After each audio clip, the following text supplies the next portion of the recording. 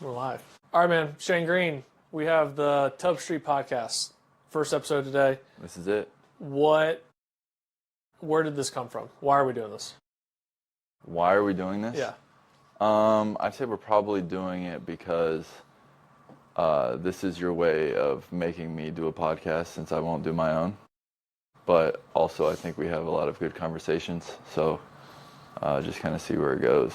But why we're doing it, I think, is because you're tired of telling me that I need to have one, so you're just making one with me. Yeah, it's definitely some of that. Where you came up with the name, so why don't you explain it? Tubb Street? Yeah. Well, that's where we are right now. That's where Turn 2 and RSP. This is where I've worked out for the last 5 years. This is where you started your business and your livelihood. So hopefully 10 years from now, when this thing is one of the best podcasts in the country or in the world, we can tell the story about where and how and why is Tubb Street. And I'm super creative, and I came up with it in like 2 seconds. Yeah. I think that I like what you just said because it's going to force us to do more than like 10 episodes. Because you can't put up on episode 1 that's going to be like a really popular podcast. No. And then get to like episode 8 and be like, I don't know about shooting 9 and 10. Nobody's probably going to watch this until like episode 100. So we got to grind. We got time. So why don't we dive into like what you're doing right now? What's the date today? April 8th? 10th? What? 9th. That's close. Wednesday, 9th. April 9th. Wednesday, April 9th when we're recording this. Why are you in Oakland, Florida right now? Well, I'm here currently because I'm unemployed. I'm a free agent. Had surgery last year. So rehabbing that, I tore my flexor, not completely, but the tear was large enough to where Dr. Meister thought I either need to figure out how to deal with the pain or just fix it. Mm-hmm. And he actually told me that 2 years prior to me having the surgery, when I had a flexor strain, that I needed to figure out how to manage that, or eventually I'm going to have to get it fixed. And then, 2 years. Now was the eventually. But then last year I wasn't pitching great. I was definitely in a lot of pain, and after the imaging, he told me the same thing, and I thought to myself, like, okay, I'm already grinding in 3A. If I want to get back to the big leagues, I should at least be healthy, because that's going to give me the best opportunity. So it was kind of a tough decision for me to make, to have the surgery, just because, like, my ego and my pride was like, no, I can get back to the big leagues, like, whatever. But, like, zooming out and trying to give myself a different perspective, realistically, if I wanted to stay in the big leagues when I get back, my best chance to do that is being healthy. So I made the decision to have the surgery, and now rehabbing the surgery to try to make my comeback. Yeah, that line's so thin between, like, you have to get that 1 or 2% out of your body. Yeah, Anyone well, does, it's a small funnel at the top already. Yeah. Guys are throwing harder than ever, right? I have a resume that potentially can give me an opportunity, but at the end of the day, like, if I'm not healthy, then I'm not getting the best version of myself anyways. You know what I mean? So, the last 3 years of my career have been already hard enough, and I was dealing with, fighting pain or whatever. So getting healthy, I think, was step one. And then it's like, okay, now the only battle I'm fighting is my age and getting an opportunity. Where, like, before I was fighting my age, getting an opportunity, and in the back of my mind, I knew I wasn't perfectly healthy, so that obviously is going to hinder my performance as well. Sure. So you had Tommy John when you were 19, like 15 or 16 years later. What's the difference with this rehab process? Well, the biggest difference is we'll start here. So now they say that the Tommy John rehab is like an 18-month period. But when I had mine in 2009 or 2008, the rehab was still at a year. Okay.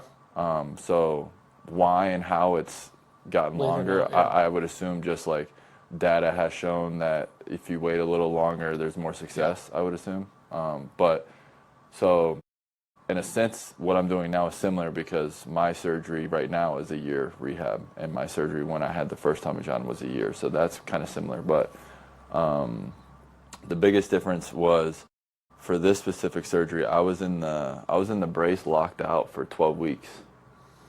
And I'm pretty sure that a Tommy John is 8 weeks. And I'm not sure why Tommy John's a longer rehab, but you're in the brace. I'm not 100% sure on that, but the first couple weeks out of the brace I didn't remember feeling that fragile when I had Tommy John as I did this time around. I assume it's just because I was locked and I was in it for longer. Actually, 4 weeks and mindset, right? When you're 19 and you don't think you're fragile about anything, right? Yeah, and you still got the Superman complex. I specifically remember like asking the trainer, am I able to do push-ups? Because I just felt like weak, you know? And he's like, nah, and I'm like, in the back of my head, because I am who I am, I'm going to try to do a push-up probably tonight. That's why I asked, you know? And so I did, and I was able to do one with no pain. So I'm like, yeah, I did one, and I just needed to know, like, am I able to do it without any pain? And then I actually waited 2 more weeks, and then I started doing them on my own. But the first morning that I did them, I literally, at 6, I was toast. Like, I did 6, and then it was over. So then it's like, okay, this is where I'm at. And for me, it's like, I got to always feel like I'm trending this way, you know? So I did 6 that day, 6 the next day, 6 the next day. Did that for like a week or 2. Then I was like, all right, I'm going to do 7. And of course, at the same time, it's like, I'm not doing it if there's pain. Yeah. You know what I mean? So like, I was obviously careful with it, and it would probably be more frowned upon if my physical therapist knew I was doing it. But for me, to sleep good at night, like, I needed something to tell me I'm getting stronger, and I just chose that was it, you know? But I would say, like, when I was young and naive and I had the first surgery, like, you know, the light's still at the end of the tunnel. The most challenging part with this specific surgery is my age, which doesn't mean as much to me as it does the business of baseball. The algorithm now. You know what I mean? So I know that I'm fighting that battle now. That mentally is just a different battle than when I was young. It's like, well, we'll see what happens. You know, I was in college and I was 20 years old. You know, I was shooting for the stars anyway, so like it wasn't like something I was stressed about. Where like now it's like more of a, I don't know, I know what I should expect. I have like goals in place that are not completely in my control. You know, like if it was up to me, I'd have a locker in the big leagues right now, and I'd be doing my rehab in a major league training room with you know, training staff that are locking me in. But instead it's every resource known to man. Yeah, and instead it's me and you grinding every day, like trying to figure this out. So doing that and just, you know, still shooting for the stars, but things are definitely different. Yeah.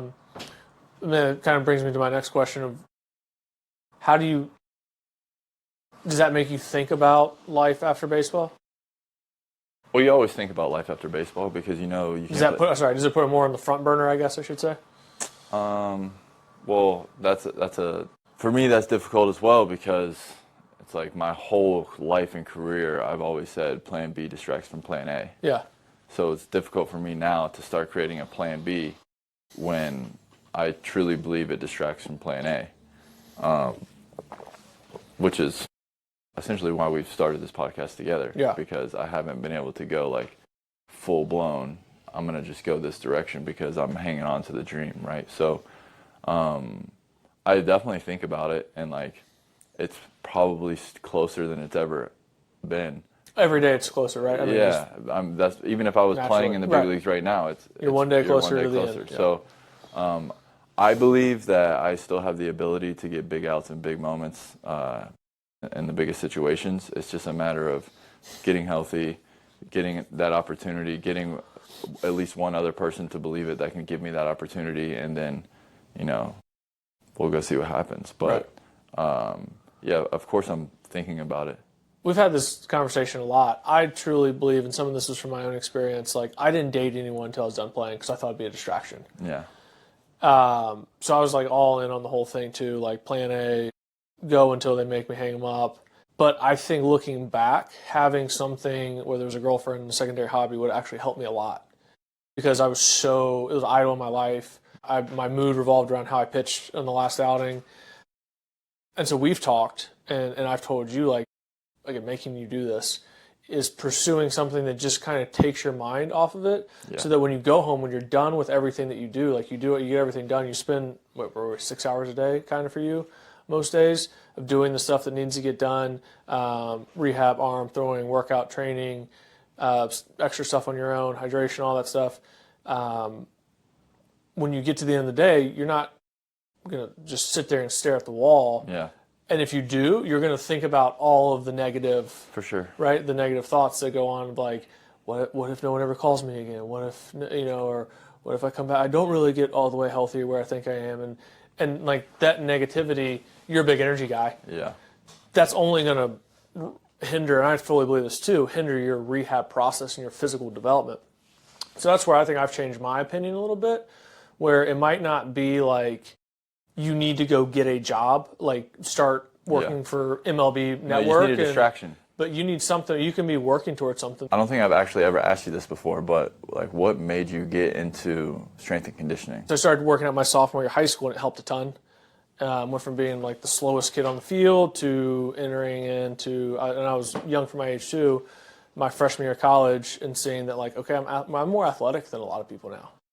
Like I've turned, you can admit it. I kind of flipped the pendulum a little bit with there, and flipped the script and said, and now was more on the other side of it. And as I saw myself develop more and more, and saw how much it helped in the game, I think I just kind of fell in love with it. Yeah. It's a fun puzzle trying to put together, like working with the human body. And it's also miserable because nothing. The answer is always like, it depends on the person. It depends on these 80,000 factors. And if it doesn't depend on the person, you're probably asking the wrong guy. Or you haven't looked deep enough. So that's really frustrating. Like, does anything I do actually matter? Or, should I just write something on the whiteboard and hope for the best and just make it easy? Like, that stuff's frustrating. But it was probably just the fact that like that sparked it in me. Like, if that helped me this much, maybe I can help other people that much with doing stuff like this.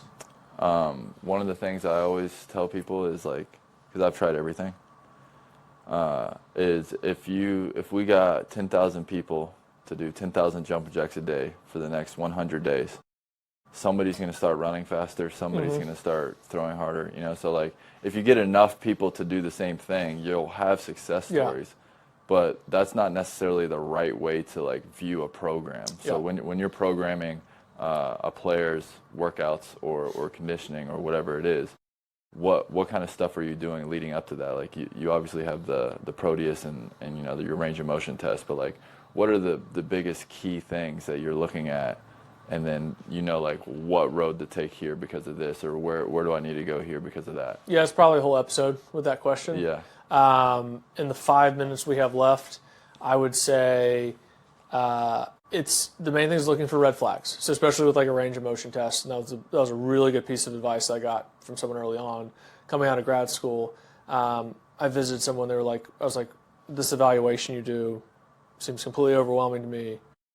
How do you know what's a big deal and what's not? And he was like, look for the elephant in the room.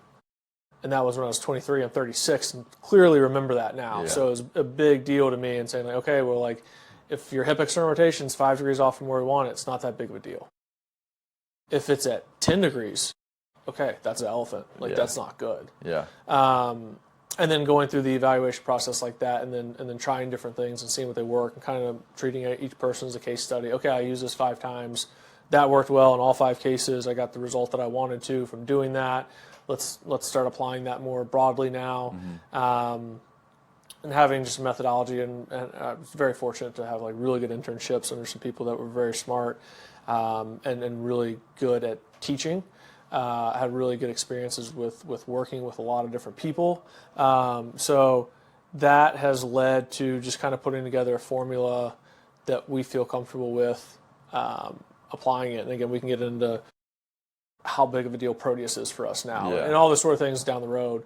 But I think that's kind of the 30,000 foot view, is just a lot of it's trial and error. Kind of like Tubb Street? Kind of like Tubb Street.